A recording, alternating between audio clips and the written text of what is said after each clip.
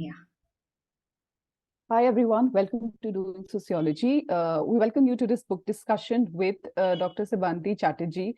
Her book is titled Choral Voices, Ethnographic Imaginations of Sound and Sacrality. Before we start with our discussion, I'd like to briefly introduce Sebanti. She's a cultural anthropologist who's interested in sound studies, gender studies, and religious studies. She's currently a senior academic fellow at National Law School of India, University, Bangalore. Occasionally, she dabbles with storytelling and children's literature. Today, we will be discussing her book, Choral Voices, Ethnographic Imaginations of Sound and Sacrality, which was published by Bloomsbury in 2023. Sebanti, welcome on Doing Sociology. And, could you talk about the context in which you wrote this book? And, the context in which it was located? Right. Yeah, thank you, Rituparna and Dipali, for having me. So the context of the book, it's based out of Goa and Shillong, two field sites, so it's multi-sited, and it's basically to locate how can we look at a public imagination of a sacred world, which is steeped in a Christian musical tradition. That is the larger context and framing of the book. Now, what happens is that when we look at or when we think of Goa and Shillong, and when we introduce Christianity, then there are also various denominations that we are talking about.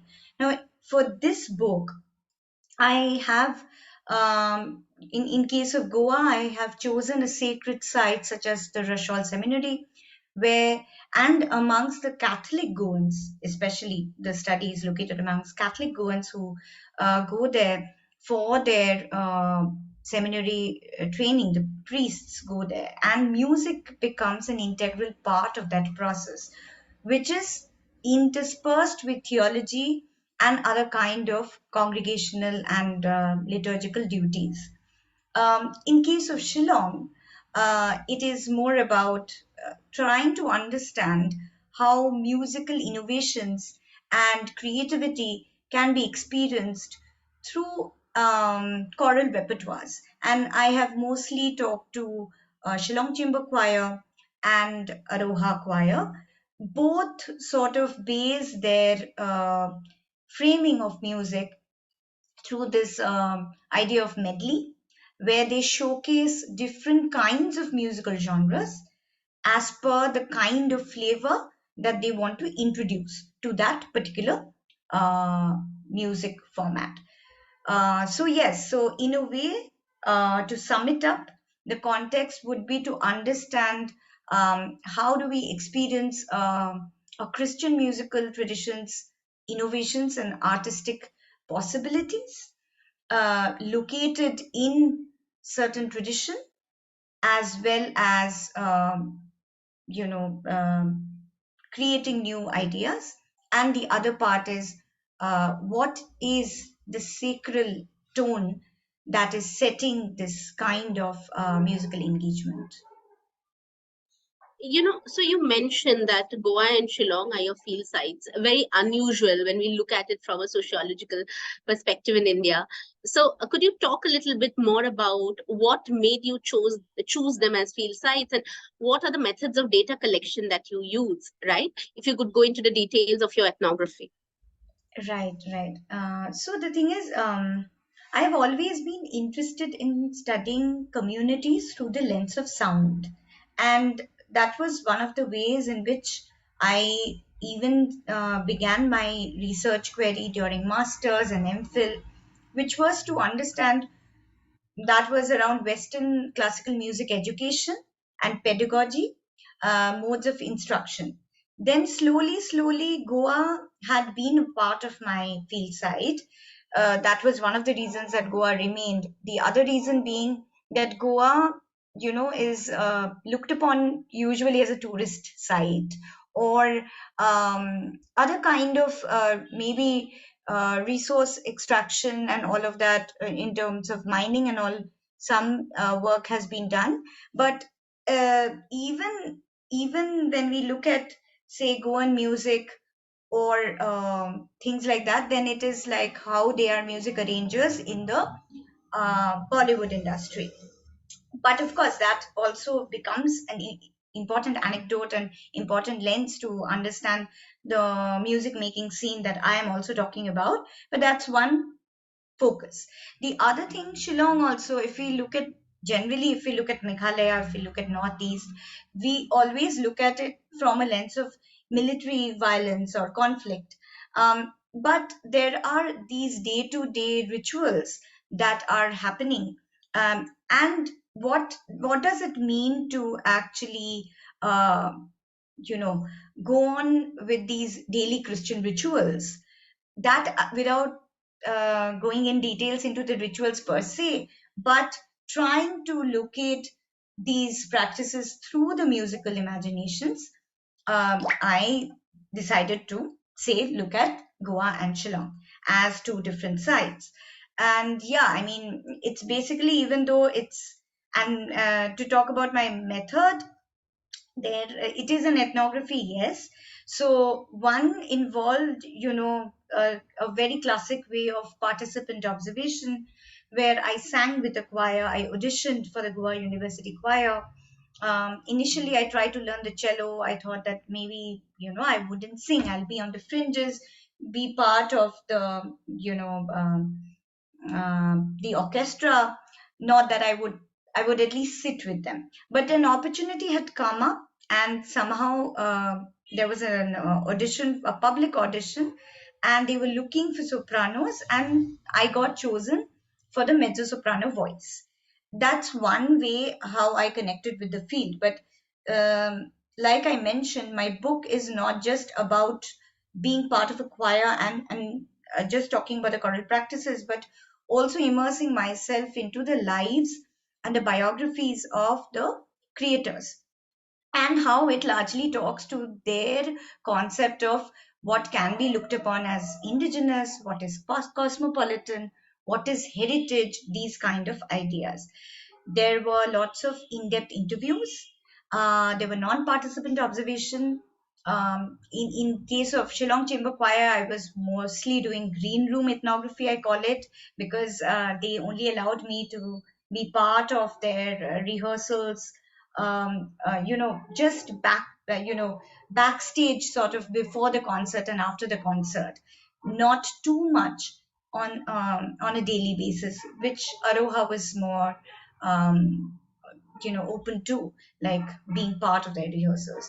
So I guess, and my identity as an upper caste Hindu person, that was always very prominent, and I did not speak Konkani or Khasi. I'm a Bengali, so these kind of always stood out, and they were curious how someone from a different cultural, religious background and a different social location, how they are interested, and they also sort of were very open with this kind of dialogue.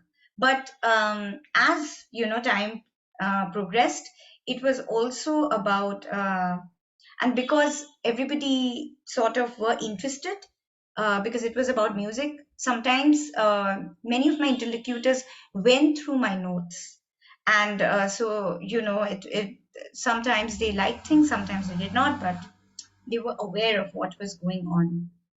So yeah, that's my process, I guess, in a way. Yeah. Right. So, how does the book grapple with voice and genre as social objects? So now, as I mentioned, that is one of the hooks in by which I try to look at voice and genre as social objects and introduce it. Like in the very beginning, I said that through the lens of sound, I want to understand how these communities go on performing an everyday ritual, such as singing in the church. But what happens when this singing is taken out of the church spaces? So there are. So one of the prominent sacred locations in my book is the Rochelle Seminary, where the priests are being trained, and the non-sacred spaces are these entertainment choirs performing in various auditoriums, reality TV shows, and having different kinds of um, manifestations of the so-called understanding of how a choral music or choral voices sound like. Now, voice and genre, when they are singing, because I am interested from right from the part as to why they choose to engage with a certain kind of voice because of their range and because of a certain body type, because the body itself is an instrument and it allows certain kind of flexibility and movement just like an instrument does. So, in that sense, how they find themselves across the four voices: soprano, which is the melody line, alto, which is the supporting line, tenor, which is the male main melody line, and bass, which is giving the support to the entire choir. That's one thing. And the genre is basically about what they call or how they are not just doing a mere imitation of certain kind of vocal exercises or experimentations, but how they are curating a certain kind of repertoire and making it a genre with distinctive signature style brought in by different conductors coming from different backgrounds. So I guess it is talking about how regional distinctions and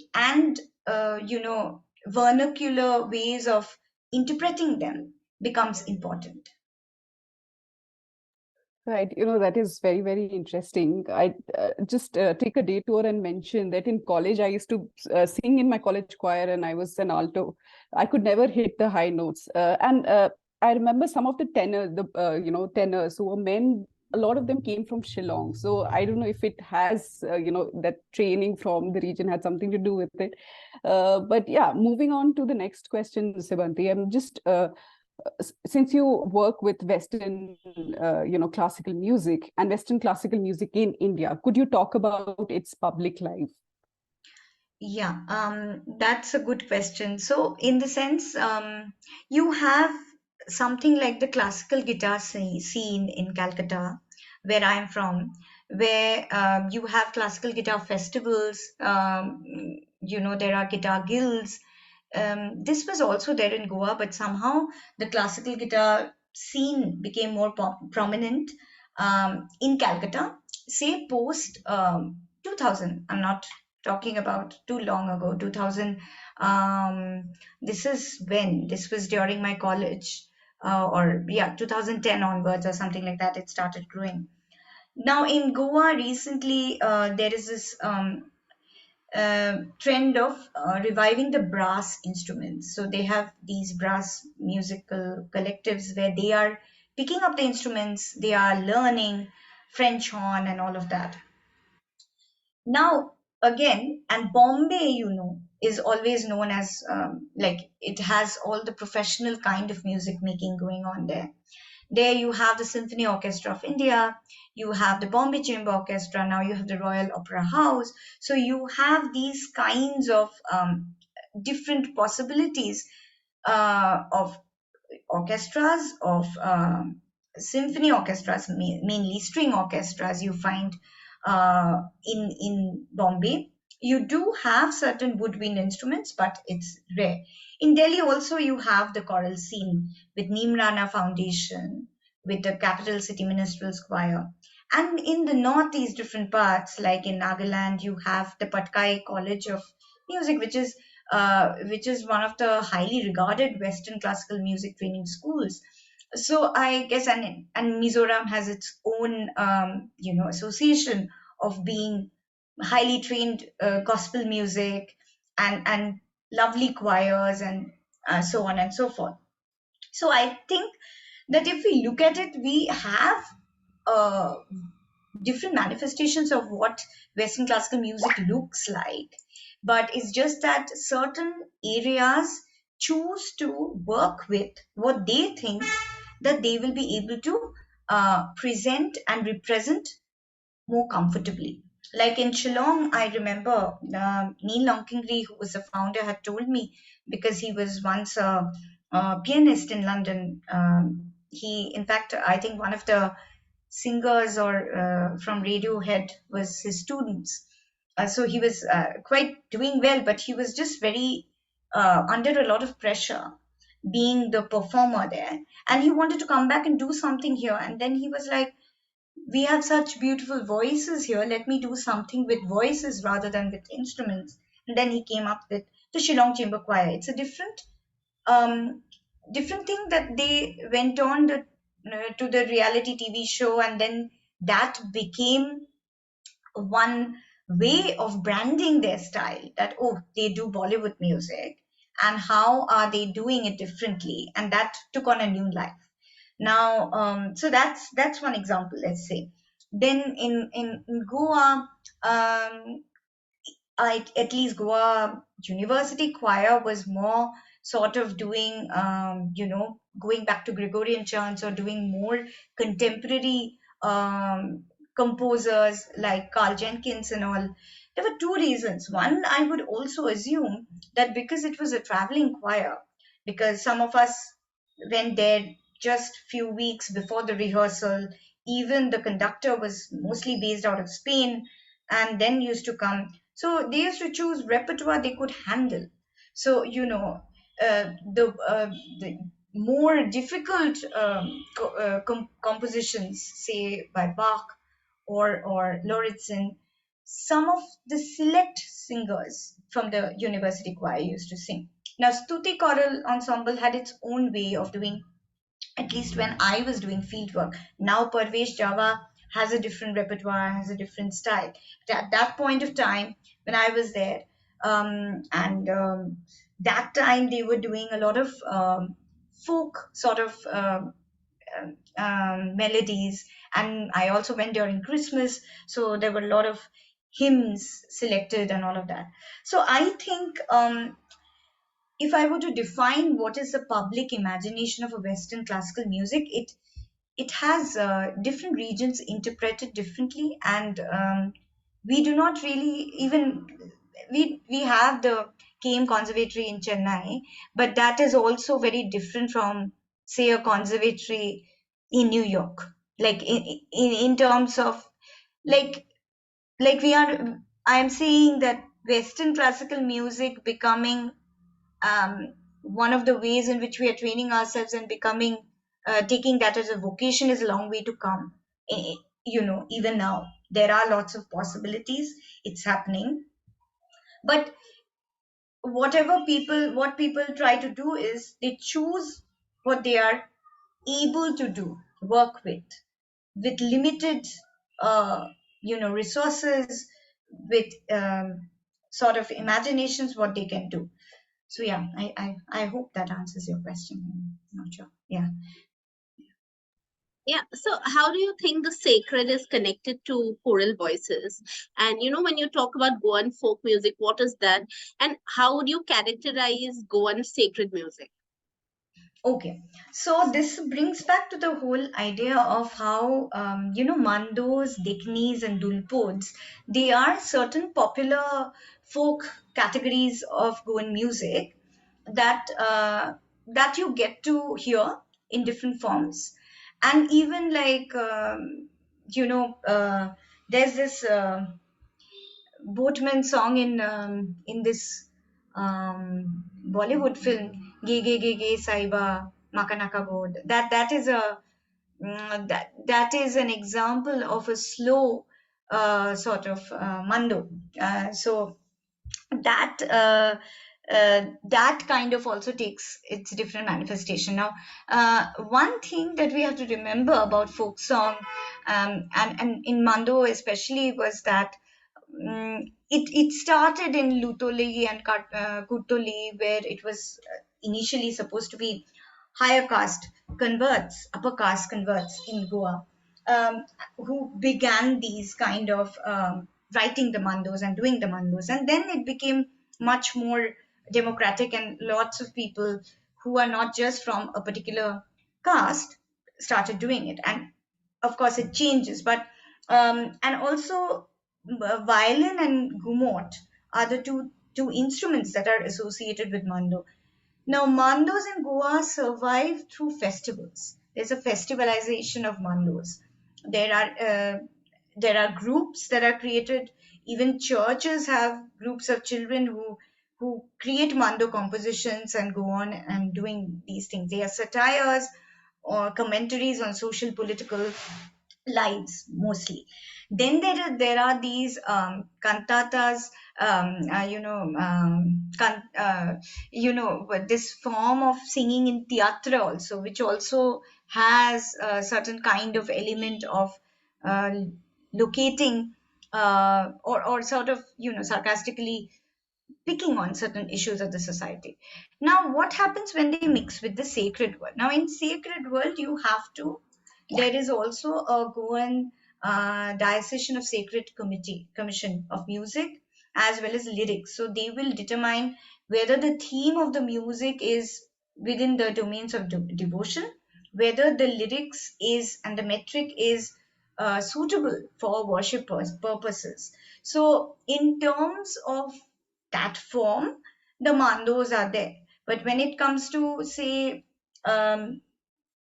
these instruments, no, these instruments do not become part of the sacred repertoire. Then there are these motets that were composed during Lent or harvest seasons during Goa, and how they were also, primarily sacred compositions that become part of the repertoire. So I think they do have distinctions in that sense that they say these are Goan sacred music. This is Goan sacred music. This is Goan folk music. But what we increasingly see happening even now, like even something like the Portuguese influenced fado is coming, is having a comeback in Goa in its own way. It's not like they are writing new fados, but they are just going back to this Amalia Rodriguez, the old fado singers, and their kind of famous fados, how they want to retrieve it, because there is this whole thing about how they were a part of a culture, and they want to retain certain parts of those culture even today, be it through music, be it through food, or different ways. So I guess what also happens is that who are curating these genres and how they are curating it and for what purposes becomes a question. And that's how, then how out of Rochelle Seminary, which is the highest sort of way of understanding sacred learning, uh, how priests or seminarians who've come out of that place, how then they deal with these kind of uh, imaginations become important. So yeah, I guess these are the kind of ways in which things are happening. Yeah. Uh, how has the medley emerged as a genre in itself in Shillong? So again, I'll briefly talk about one theoretical idea that becomes consistent throughout the book, which is of Stephen Fell's acoustomology, and how sort of we kind of engage with the ambient sound, with the environmental sound, and that sort of leads to generation of a kind of musical repertoire. And in another context, Feld talks about schizophonia mimesis, which is like a pastiche of different kinds of sounds. And Bollywood is a great example of schizophonia mimesis in itself, because it borrows from so many traditions: jazz, Indian classical, ghazal. I mean, Bollywood as a genre itself is already filled with many moments. Now, to make Bollywood then your one of your main framings, or out of that medley, that already makes it a medley. I mean, you are taking a genre which itself is sort of a medley, can be, and you are again bringing in certain sacred hymns and doing something new with it. And also choral music in and the medley genre that Shillong introduces is also audiovisual. So I call it like Bollywood, yeah, Broadway. Now, when I say Broadway, it is not like very Hollywood high drama sort of operatic setups, but we have to imagine, we have to remember that Shillong, people from Shillong are quite shy, so and they don't speak Hindi. So for them, even doing light movements and these gestural storytelling and coming up with these whole costume and everything, that itself is a big thing, so that becomes a Broadway in that context. So Bollywood Broadway becomes their sort of introduction as to how to say put Shillong in a reality TV show map, because it's not like there were already soulmates who were doing their blues, and people are aware of the different kinds of music that are coming as well. But why medley becomes important is suddenly sacred music becomes part of a reality TV show. And later on, Aroha Choir attempted that with opera. One of the participants tried to bring, opera and Bollywood together and things like that. So, and what they're doing is not something new. It's just that they made it a signature mark, like a branding. And that is what I'm trying to say, that all of these choirs, they are trying to bring back something. If Shillong is bringing novelty, Goa is bringing nostalgia. And in terms of, when you try to bring Gregorian chants back, when you try to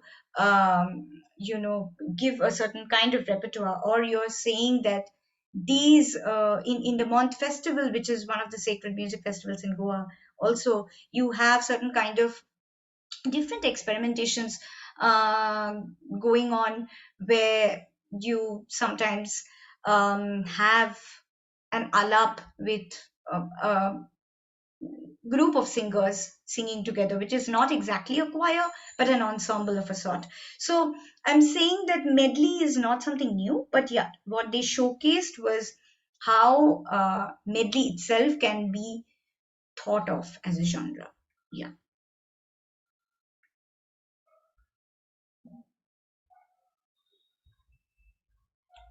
yeah, okay. I can't hear you. Stay. Sorry. Yeah, I yeah, think there were some network issues. Yeah. yeah. So, last question, Sebanti. Is it necessary to make way for an indigenous repertoire? And which are the specific sounds and voices that explain this repertoire? Okay. So now, again, it's very complicated to actually define what is indigenous, because indigenous in this book particularly is more about how they choose to represent a certain kind of voice and a certain kind of sound. Now, in the Martin Luther Christian University, they have these courses where you have regional music, Western music, and Indian music separately. And people who sort of do indigenous music or regional music, they learn how to play the duitara, the kabesli, which is the flute, and duitara as a stringed instrument. And also, they have a certain kind of intonation. In this recent, I think, I don't remember, some Farhan Akhtar movie, there was a hoiq sound. I'm forgetting the name of the film, but that hoiq is a very Khasi folk and this indigenous intonation that has now become mainstream. But I'm just saying, what becomes important in this is that how they are using certain instruments. But you'll only find Duitara in a Sunday service. You'll not find Tangmuri or some other indigenous instruments within that. Similarly, even what Shillong Chamber Choir tries to do in their recent album, the Christmas album that they have come up with, they try to sort of say that, well, Christmas songs are for everyone. And it can be sung in Aramaic, it can be sung in Khasi, it can be sung in lesser known languages like Farsi, otherwise not really, you know, uh, celebrated in that sense of the word. So the idea is the indigenous, for the people who are creating these labels, they are also trying to see how language, how certain vocalic um, ranges are possible, and also which instruments to use. Again, some instruments then are more easily fitting into the sacred category, and some remain outside that fold. Um, yeah, so, and even in Goa, what would be indigenous? Well, for them, even if they have grown up, and I'm talking about the Catholic Goans, with Portuguese sort of ancestry in many cases, they have grown up with a playlist of pop music from Iberian Peninsula. And if they are doing a certain kind of demonstration or medley in say, um, like there are certain hotels when they used to perform as tourist ensembles, you would find those repertoires, those pop music and folk music being part of their repertoire. Well, it can be folk, it can be indigenous. What I'm saying is how they are curating it, and then saying that this is part of my repertoire and I am representing it as a choir, as a musician, that becomes indigenous, so yeah. Okay, so thank you so much, Sebanti, for talking to us and giving an overview of the book. And it is actually a very interesting piece of ethnographic work. And I hope that our readers and listeners, pick up a copy of the book and start reading it. So thank you once again. Thank you so much. Thank you, Rituparna. Thank you, Dipali. Yeah.